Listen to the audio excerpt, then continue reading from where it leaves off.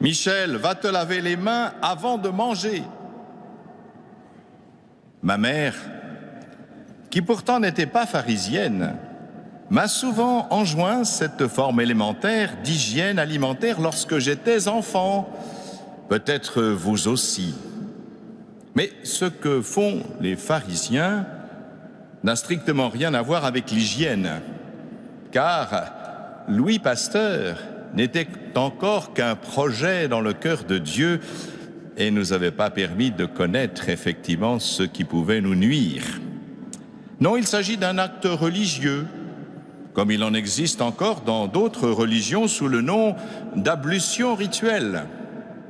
En effet, le repas juif revêt une certaine forme de caractère sacré qu'il convenait d'honorer ainsi. Et je crois que, justement, il ne faut pas confondre deux choses. Il ne faut pas confondre la maladie et le mal. Oui, la maladie peut s'introduire du dehors, c'est sûr. Peut-être certains d'entre vous qui sont allés en vacances cet été ont pu attraper la tourista, comme l'on dit. Quelques méchants virus, quelques bactéries qui sont bien venus de l'extérieur perturber le beau fonctionnement de votre organisme. Or, ces microbes, s'ils peuvent effectivement entraîner pour nous la maladie, ne nous séparent pas de Dieu. De la même façon que toucher un lépreux qui était interdit par la loi juive ne nous sépare pas de Dieu. Jésus le fit jadis en touchant le lépreux et en contrevenant à la loi. Ou bien encore, manger le sang. Ou bien encore, les vaches sacrées. Ou bien ce pauvre cochon si méprisé ailleurs. Non, en réalité, rien de tout cela que nous pouvons absorber ne peut nous séparer de Dieu. Jésus déclare clairement qu'il n'y a pas d'aliments impurs et il nous libère ainsi de bien des contraintes. Je le cite parce que cette phrase qui est au milieu de l'évangile que nous avons lu n'était pas lue aujourd'hui. Voilà ce que dit Jésus. Rien d'extérieur qui pénètre dans l'homme ne peut le souiller parce que cela ne pénètre pas dans son cœur, mais dans son ventre. Non, ce qui sépare de Dieu, c'est le mal. C'est le mal qui vient du cœur de l'homme, du dedans où s'exprime et qui s'exprime dans les pensées perverses. Ce matin, j'étais à la synagogue des Victoires où avec le grand rabbin Chaim Korsia, nous avons commémoré la Shoah. Nous nous sommes rappelés de cet épouvantable massacre et nous sommes devant le mystère incroyable du mal.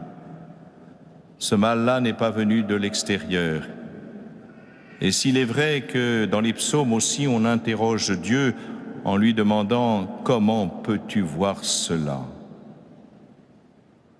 Nous sommes devant la plus grande interrogation du mal et nous savons que ce mal est bien sorti du cœur de l'homme et de nulle part ailleurs.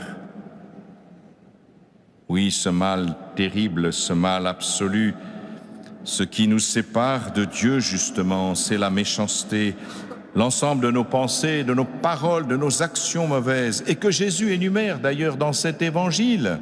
Voilà ce qui est mauvais, voilà ce qui nous sépare de Dieu, la débauche, le vol, le meurtre, l'adultère, la cupidité, la perversité, la fraude, l'envie, la diffamation, l'orgueil et la démesure. Cela ne rentre pas en nous, cela, comme le dit la Bible, est dans notre cœur, c'est-à-dire le lieu même de notre pensée. Dans la deuxième lecture, nous avons entendu l'apôtre Saint Jacques qui, en véritable disciple du Seigneur Jésus, invite à ne pas en rester justement aux pratiques cultuelles pour pratiquer une religion du cœur et en particulier la charité envers les plus pauvres, ce que lui appelle la veuve et l'orphelin, Et puis l'étranger signifie justement tous ceux qui ont besoin d'attention, d'amour et d'affection. C'est là où se joue véritablement notre lien au Seigneur. Toutes les pratiques cultuelles, qui sont tout à fait honorables, mais ne peuvent trouver leur sens que dans l'amour. L'amour qui est la source de toutes nos pratiques cultuelles et qui doit en être aussi la finalité. C'est à cause de l'amour et en vue de l'amour que nous pratiquons tout ce que nous avons à pratiquer. Cette loi auquel les pharisiens sont tellement attachés avait été donnée par Dieu pour cela. Y a-t-il une loi aussi bonne, dit la Bible, que celle que nous a donnée le Seigneur, c'est-à-dire qui fait du bien? Oui, c'est pour le bien. Si la loi devient une contrainte et qui nous empêche d'aimer, comme le dit le Seigneur, eh bien cette loi est caduque, tout simplement. Saint Paul le disait quand il écrivait aux Romains, l'accomplissement parfait de la loi, c'est l'amour. Toute loi qui ne trouve pas sa source dans l'amour, toute loi qui n'a pas pour but l'amour, est une loi inique et sans valeur.